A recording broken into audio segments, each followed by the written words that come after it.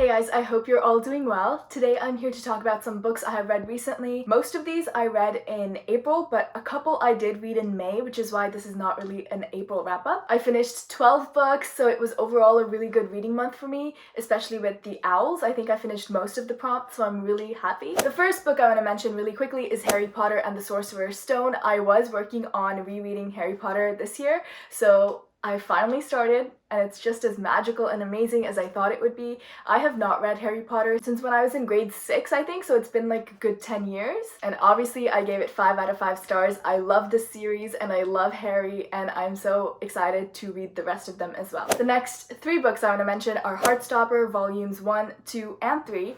I loved these graphic novels so much. I finished all 3 volumes in a single night, and they all are available online for free, so please do check them out. I'll link them down below. These are easily some of my best reads of 2020. Our main character is Charlie, who's the only openly gay person at his school, and the first volume is him falling for this guy named Nick and the two of them just getting to know each other, and the second volume is Nick exploring a bit more about his own identity, and then the third volume is them on a class trip to Paris. It's all very cute, and the art style is really cute as well. I really like these books because there was so much diversity in them. Like, there were lots of people of color who were also part of the LGBT community, which is not something I see very often in books that I read, so it was really refreshing to see that. Please read them if you haven't already, and all of them were 5-star reads as well. My next 5-star read was Muse of Nightmares by Laini Taylor, which was amazing. I liked it much better than Strange the Dreamer. If you don't know, Strange the Dreamer is about this guy named Laszlo Strange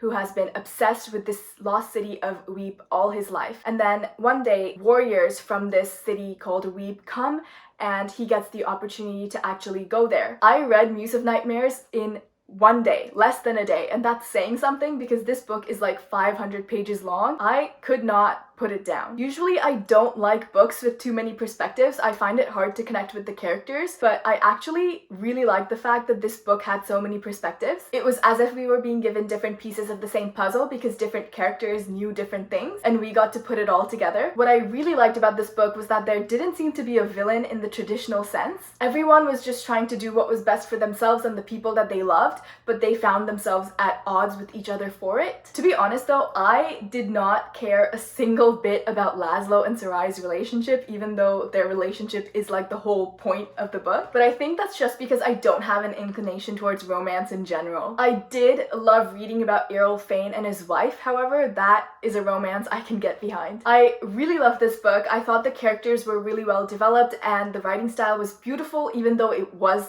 a bit cheesy at times, and I'm really glad I read this book because I wasn't sure about Strange the Dreamer, so I was like unsure going into this one, but mind blown. The next book I read is Mrs. Dalloway by Virginia Woolf, which is a book I've been meaning to get to for so long, and I'm so happy that I finally have read it. I think this is the first classic I read in 2020. This book is written in a stream of consciousness style, and it flows through the thoughts of several different people as they go about a single day in their lives. Much of the writing imitates the fragmented way in which people think, which makes it pretty unconventional, but it also makes it really interesting. Everyone is just living this particular day in their lives, and there's nothing that distinguishes this particular day from any other day. I usually have a really hard time with books like these, but I actually really like this book and I ended up giving it 4 stars. The writing was breathtakingly beautiful and some sentences were so pretty that I had to go back and read them again. The imagery was so vivid. I could easily imagine myself standing next to Mrs. Dalloway as she stares out the front of a store.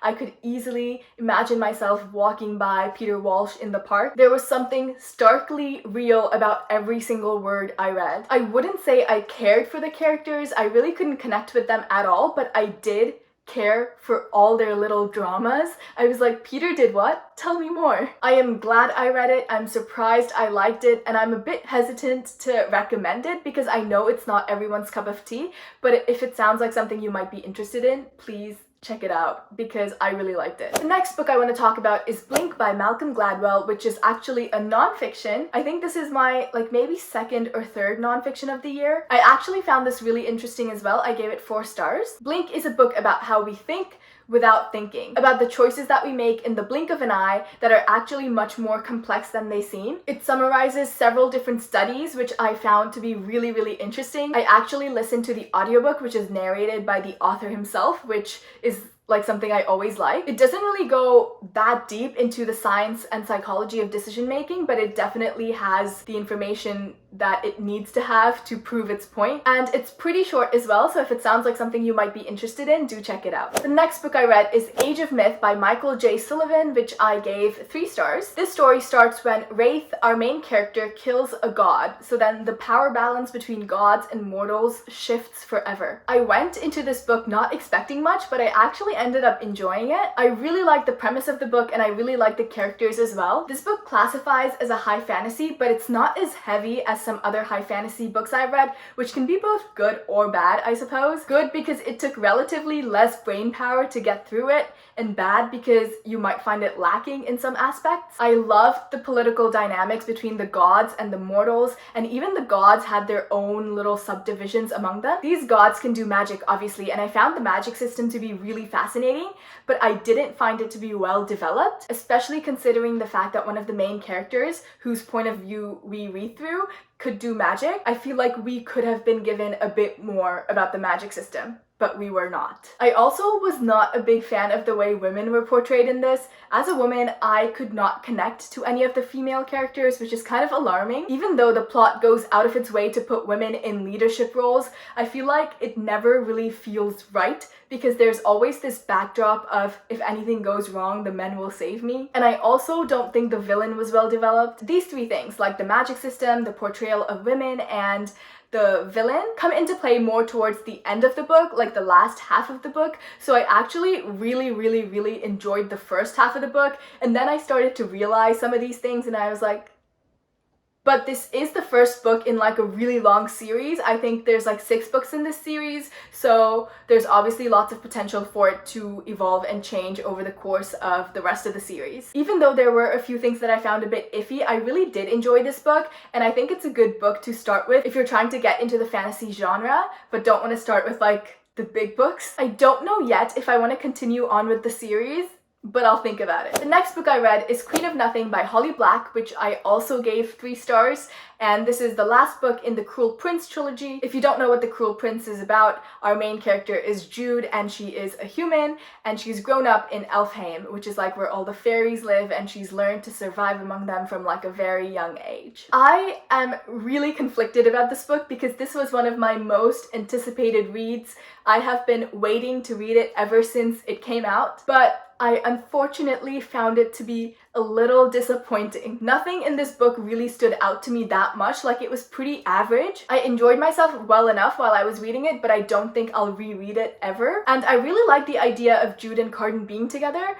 but I think they're together too soon, and because of that I don't really ship them, so I wasn't really that invested in them either. Everything in this book seemed really inconsequential to me. Like there was this whole battle, but like it honestly seemed pretty pointless to me, and I saw the entire plot coming from the second page of this book. I kid you not. It was not my favorite, it was not the worst, it was okay. The last 3 books I want to talk about are The Fellowship of the Ring, The Two Towers, and The Return of the King. I gave the first 2 books 3 stars, and then I gave the last one 2 stars. I desperately wanted this series to be the best I have ever read in my entire life, but unfortunately it was not. I decided to read this series because it is foundational to the fantasy genre, and I can definitely see why it is, but I thought it was boring, and I'm really sorry. I know lots of my booktube friends love this series, and I really wanted to love it too, but I just could not. The world building is amazing, and the history of this world that J.R.R. Tolkien has created is breathtakingly rich, so I definitely appreciated the world building in the story, and the characters themselves were also really well developed, but for some reason I just found it really hard to connect with the characters. I think it was because we were hearing the story from such a third-person omnipresent point of view that I found it hard to connect to any single character, and I am a very character-driven reader. If I can't connect with the characters, then I find myself not enjoying the book as much as I could. It also seemed like characters just went on long monologues and did not stop talking for like pages, which I found to be interesting, but it just was not something that I enjoyed very much. I really liked the world building, I really liked the characters, and I really liked the plot. I just did not like the style that it was told in. I just found it hard to get into it just because of the way it was narrated, but I definitely can see why this series is so important to the fantasy genre as a whole. I just found it a little bit boring, and I'm sorry. Those are all the books that I have read recently. If you've read any of them, please talk to me about them as usual, and if you have any recommendations, I'm here. Anyways, my name is Ishi. Thank you for spending time with me, and I hope your day is as wonderful as you are.